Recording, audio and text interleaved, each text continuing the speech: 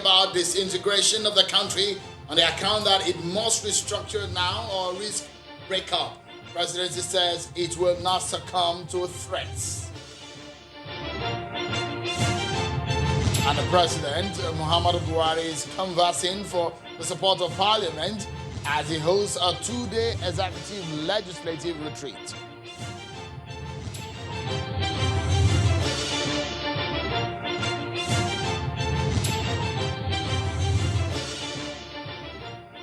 Hello everyone and welcome to the program.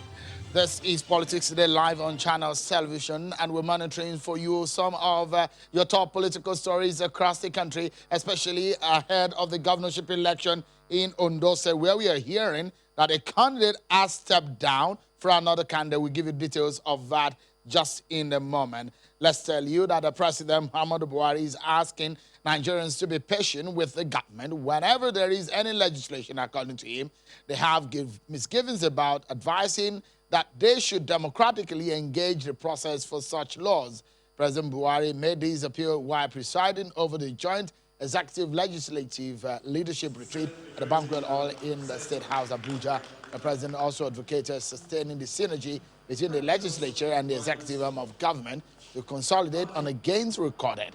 The two-day retreat is to improve interactions and build consensus between both arms of government in order to ensure proper service delivery to Nigerians.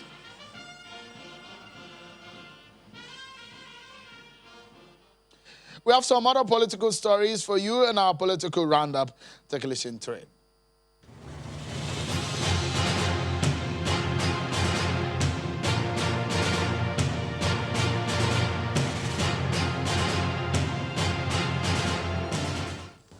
President Muhammadu Buhari today placed teachers on a special salary scale and also increased their number of years of service from 35 to 40. He announced the changes in Abuja, where he was represented by the Minister of Education, Adamu Adamu, at the celebration of the 2020 World Teachers' Day. According to the President, the implementation of the new salary scheme is to encourage teachers to deliver better service. The INEC Resident Electoral Commissioner in Akwa Ibom State, Mike Guinea, has slammed a 10 billion naira suit against the Edo State APC factional chairman, retired Colonel David Imuse, for alleged libel. Also joined in the suit filed at the High Court in Benin City is the Director of Communications and Media of the Ize Iyamu campaign organization, Mr. John Mayaki. Mr. Guinea is dragging the defendants to court over alleged libelous publications against him during the build-up to the September 19th Edo governorship election.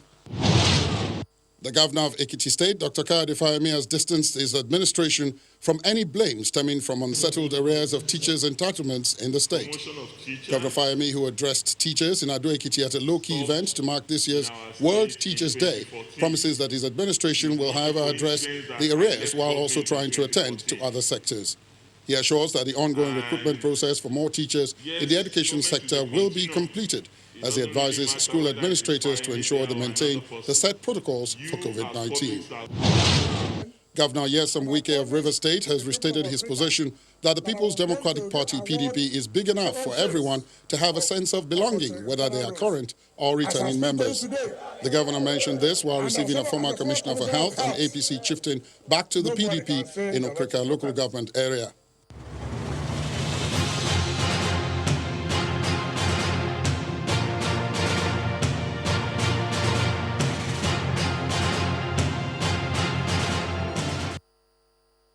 Thank you so much, everyone. Some news just coming in now from Ondo State as we approach the weekend governorship election.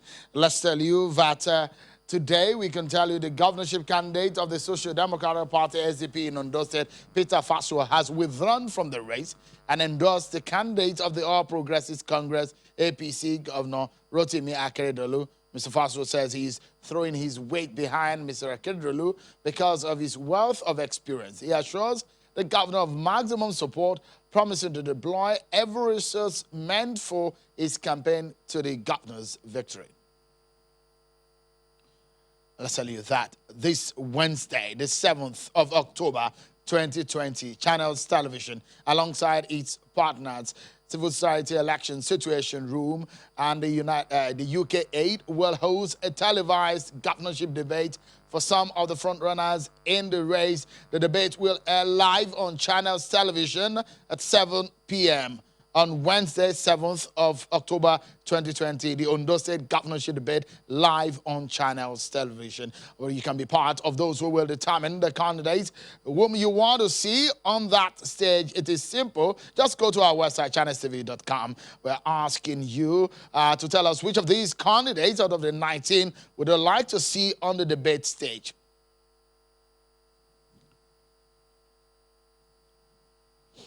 Let's begin our conversation for tonight, everyone, shall we? The General Overseer of the Redeemed Christian Church of God, Pastor Enoch Adeboye, said Nigeria needs to restructure to avert a breakup. But the presidency says the Buhari administration, quote, will not succumb to threats. The presidency made those calls, responded to those calling for a restructuring of the country. President Chia spokesperson Garba Shehu in a statement said the threat that Nigeria will break up if it is not restructured is unpatriotic and unwarranted. The General Overseer of the Redeemed Christian Church of God, Pastor Enoch Adeboye, had on Saturday joined other prominent Nigerians to call on the federal government to urgently restructure the country to save it from breakup. Mr. Shehu, however, described such calls as a recurrent threat to the corporate existence of the country. In a statement written part, quote, this is to warn that such unpatriotic outbursts are both unhelpful and unwarranted, as this government will not succumb to threats and take any decision out of pressure at a time when the nation's full attention is needed to deal with the security challenges facing it at the time of the COVID-19 health crisis, end of quote. Let's get to discuss this tonight, everyone, shall we? We have joining us tonight to throw some light on the decision of the presidency and the reaction that we are getting. Whether or not, do we need to restructure Nigeria now? It's a big question, isn't it? At 60 years after independence, where do we go from here? So if there is need for a change in some areas of our life, how do we go about it? I have joining me, SSA, to the President on Political Affairs, Mr. Olabode Olugbore. He joins us from our Abuja studio. We also have a public affairs commentator, a university lecturer. We have who will be joining us much later on the program. Oh, there you have it, Dr. Sam Amadi. Thank you so much for joining us, Dr. Amadi.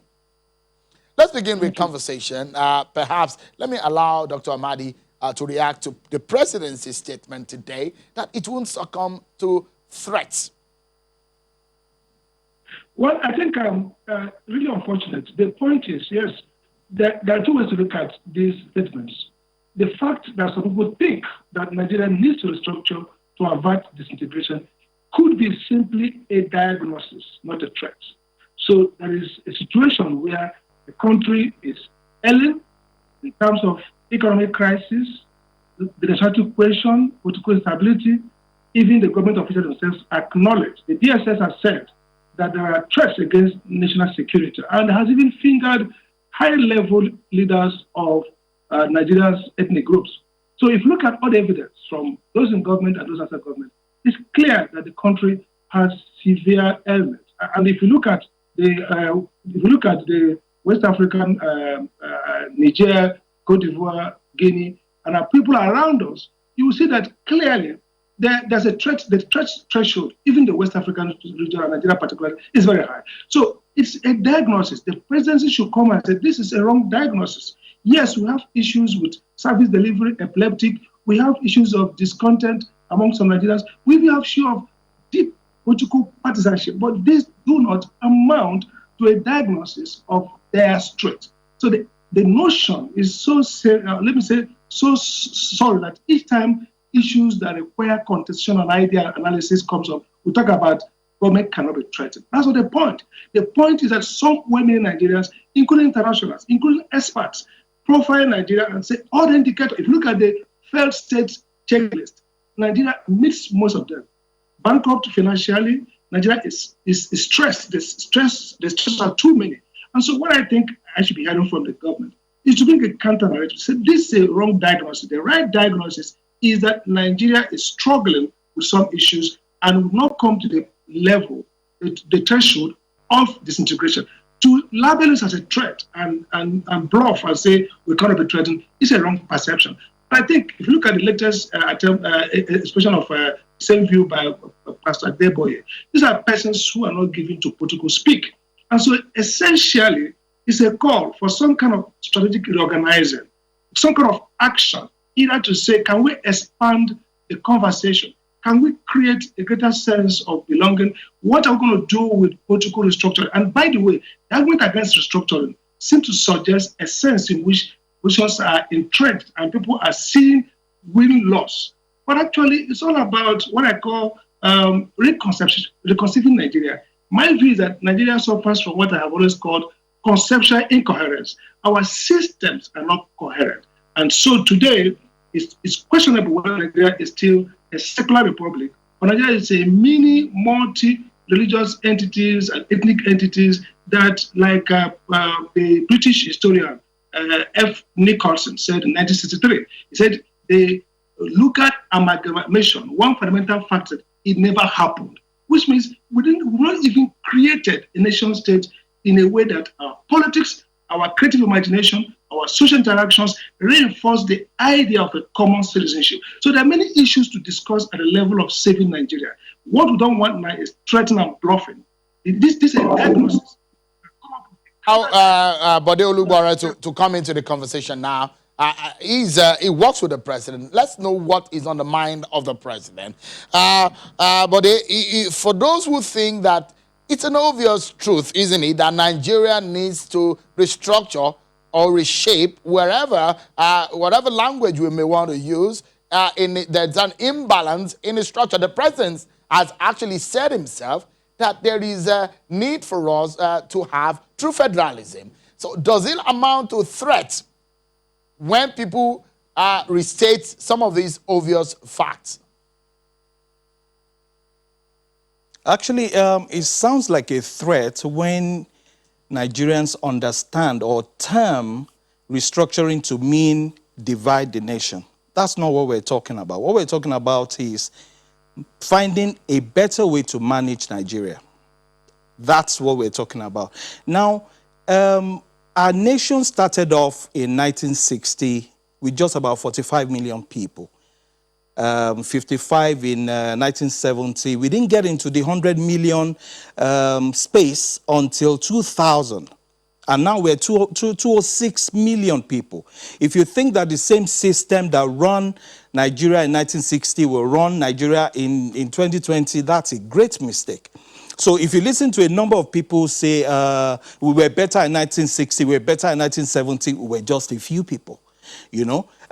We need to listen to what the present president is saying, which is we want to restructure. But you might notice also that a few things have actually started in the area of restructuring.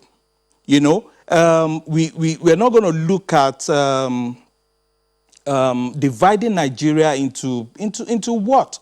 You know, a home that is divided against itself cannot stand. So we need to come together, unite ourselves to move forward. Let's stop this idea of let's break it up and let's go each other. In which way are we going? In which way are we going? We're talking about working together here and developing a better nation. So a lot of the decisions that will be made in this area will have to come from Mr. Olugbore, let me quickly put this in. If a child is running and the parent is saying, be careful, the speed at which you're going, you might dash your feet and experience a fall. That's an obvious fact, isn't it? It's a warning. And if people, elder statesmen, it's not only Pastor Adeboye that has said it in the past, that Nigeria needs to restructure. But if the president has recognized that there's a need to restructure also, how does the APC government and the government of the day want to go about it? That's a big question. Well, I'm happy that you relate Nigeria to a household, because that's who we are, really. The structure that rules a home when you're just two is not the same structure that will rule the home when you are 2 and 7 children. And it's not the same structure that will rule the house when you are father, mother, children, and grandchildren. That's where we're at. We're 206 million people. we need to restructure, yes. And this government has not declined, has not said, no, we're not doing that. We have actually begun a number of things. If you listen to the El Rufai committee, which is for APC though, you know, the suggestions of his committee, 12 different things. I took a look at those lists, and I see this government has already implemented about 3 or 4 of them already. Already four.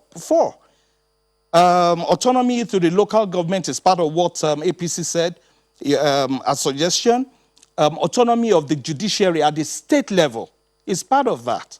We are discussing already state policing everywhere. So, I mean, we're in that same direction, as you can see. So, we are. apologies. Let me just doing what we're talking about. Because we are due for our break on the program. So, we go on the break, and when we come back, we'll return more onto the issue of Nigeria's unity and how to keep the nation together, but not forgetting the fact that there is an imbalance in the structure of the country. A lot of Nigerians seem to have agreed on that. But how do we go forward after 60 years of independence to fix these inadequacies that have been identified? Don't go anywhere.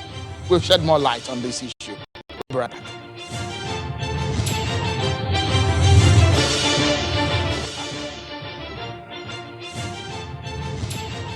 Much everyone for joining us tonight on the program as we're discussing the issue of restructuring. It's been a debate on the lips of so many Nigerians.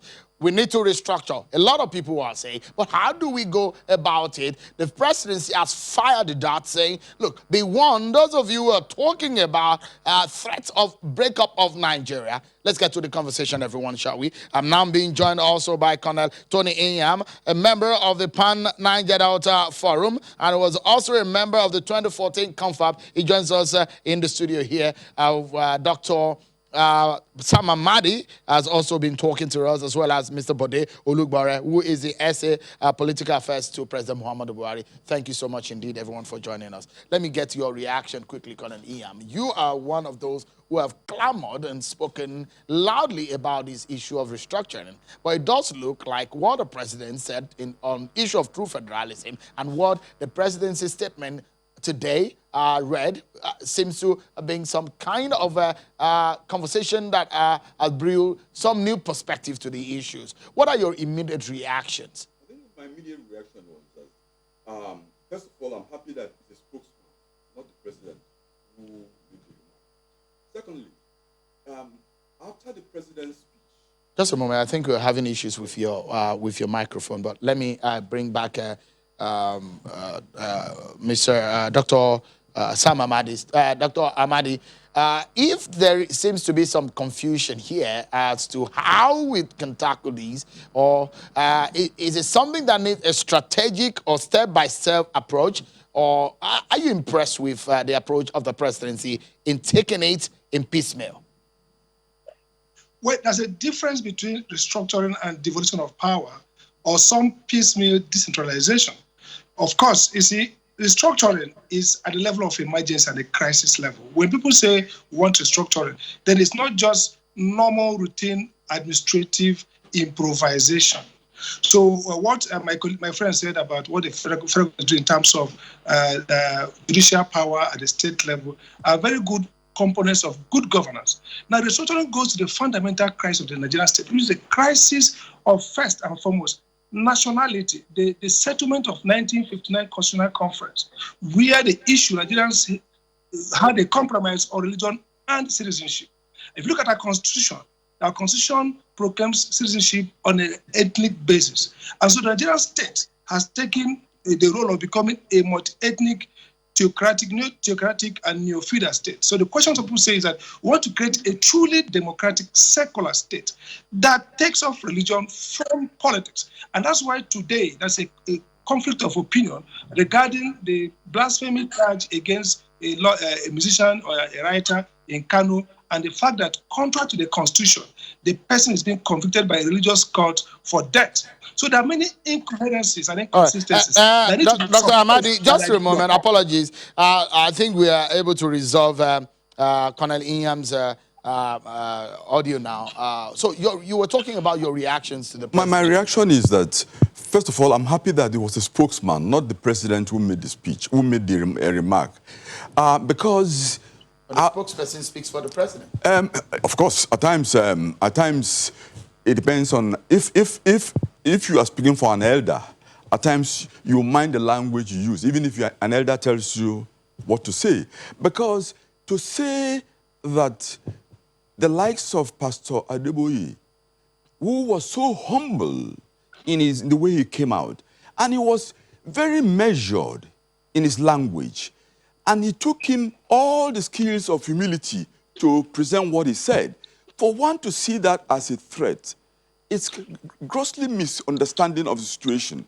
I thought from the president's Independence Day speech, which he called for healing. And if he's calling for healing, what is the mechanism for healing? We've seen it in South Africa. Once you call for healing, you have to start a process of healing.